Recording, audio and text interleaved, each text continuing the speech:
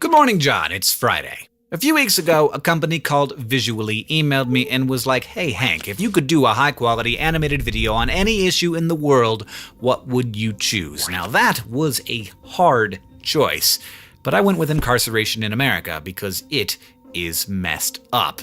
Now, crime is also messed up. Bad things happen to good people, and that's terrible, and something should be done about it.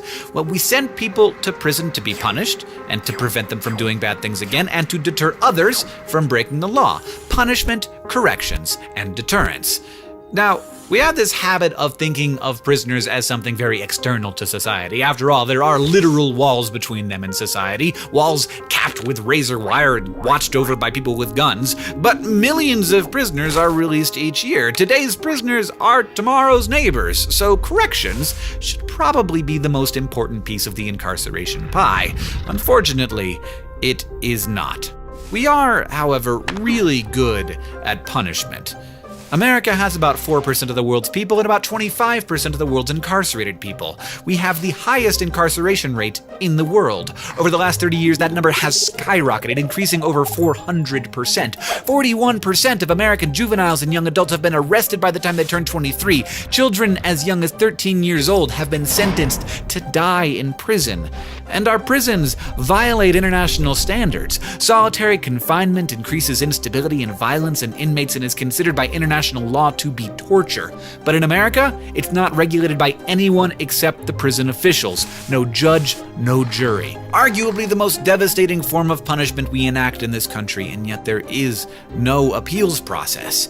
And you think it's hard to get a job in America? Well, we make it intentionally more difficult to get a job once you have a conviction on your record, not to mention just to live your life. Convicts are ineligible for welfare, student loans, public housing, food stamps, and are often socially disconnected from community and family support structures. So in addition to having high recidivism rates, they have very high rates of homelessness and suicide.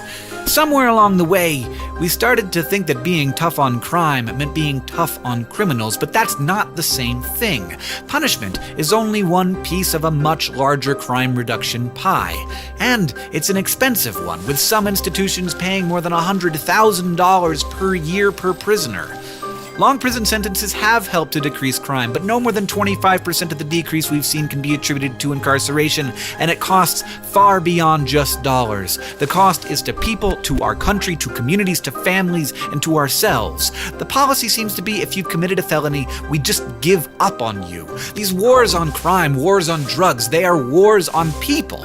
The smart political move is to appear tough on crime because crime is scary, so we increased minimum sentences, we arrested more people, we sent more of them to prison. That's how we looked tough on crime, but the results are in. It's bad policy. It's cruel, it's short-sighted, and to continue this policy of mass incarceration would be foolish. We're living inside of a massive $75 billion per year failed experiment. 2010 was the first year in nearly 40 years that the number of incarcerated individuals in America did not increase. Policymakers are beginning to realize the magnitude of this failure, but there is a long way to go. John, I'll see you on Tuesday.